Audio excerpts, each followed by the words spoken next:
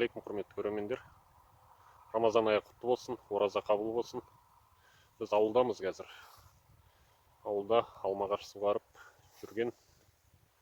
Сол өткенде біраз көрермендердің сұрауы бойынша алманы көрсетші деп сұраған болатын.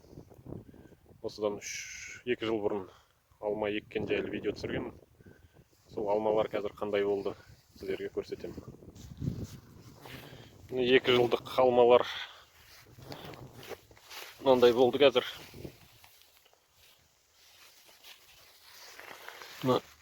Аздап түйін салды, биыл бірінші рет урожай жеміс беріп жатыр. 2 жылдық алмалар осындай өскен. Алманың бойы мынандай болады. Менің бойым 1,90 м. Осындай өсті.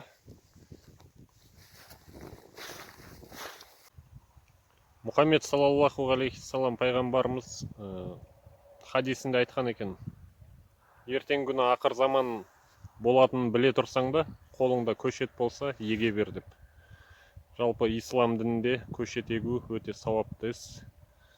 Жеміс ағашын ексең, сол ағаштан жемісін ұрлап жеген адамның әр алмасының өзі саған сауап болып жазылады дейді діндар адамдар. Өткендегі Тұқияннан өзіме шейін деген кітапта Майқы би бабамыз айтқан екен: 7 жасар бала асырамайды, 7 жасар ағаш асырайды деп. Сол сияқты мына ағаштар әлі кішілеу, биыл бірінші рет жеміс беріп жатыр. Аздан әр ағашта бір 10-15 тал түйін саған. Алла бұйыртса, бір 5-6 жылда жақсылап беретін шығар деген үміттеміз. Бұл ағаштың күтуі туралы айтатын болсақ, алғашқы жылдары күтіміне өте көп уақыт бөлінеді. Кішкентай жас бала сияқты мәпелеп өсіресің. Тыңайтқыштар беру керек, қи беру керек, селитра беру керек. Удобрениялардың неше түрлісі бар қазір. Одан қазір жеміс беріп жатқаннан кейін 2 апта сайын дәрі шашып тұру керек. 2 апта сайын, 1 ай сайын дәрі шашылады. Енді алмамен айланысып жүрген адамдардың өздері біледі. Алмамен айланысам деген деп үміттеніп жүрген адамдарға айтарым: бұл бизнес салған ақшаңды 5-6 жылдан кейін бірақ өндіресің. Бұның қазір еккеннен кейін шығыны өте көп. Суғару керек, тыңайтқыштар беру керек. Неше түрлі. Енді өзім туралы айтатын болсам, алма егуден асып баратқан маман емеспін. Жай өзім үшін еккенмін біраз ағаш. Сол көрермендердің сұрауы бойынша сіздермен бөлісіп отырмын. Ағаштың өсуі жылда аздан өседі, прирост береді.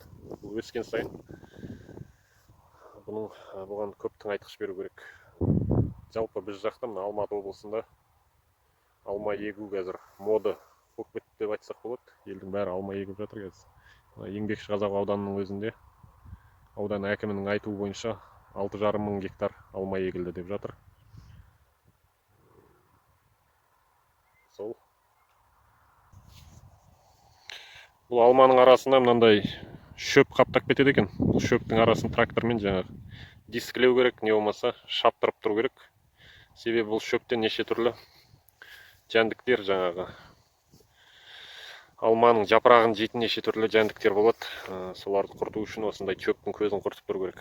Мен қазірше суғарып жатырмын. Қазір суғарып болғаннан кейін, жер кепкеннен кейін бұл шөптің көзін құрту керек, арам шөптердің. Қазір қарап отырсаңыздар, міне алманың арасына тікен қаптап кеткен. Міне тікен бар, мынандай қызғалдақтар бар. Бүгін өзі ауа райы тамаша болып тұр. Бағана күндіз кішкене жаңбыр жауған болатын.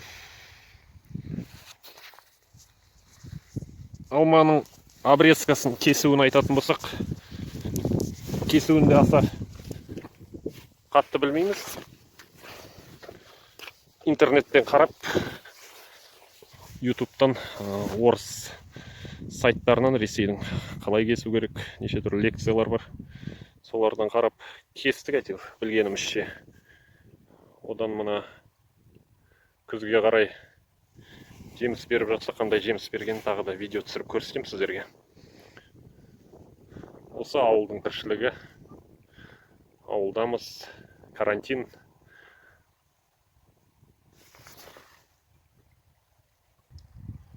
Енді әлі де жоспарда бар, алмадан бөлек басқа да шабдалы, абрикос, нектарин деген сияқты жеміс ағаштарын отырғызсақ па деген жоспар бар. Алла бұйыртса, келесі жыл ма екен тағы да ағаш отырғызамыз.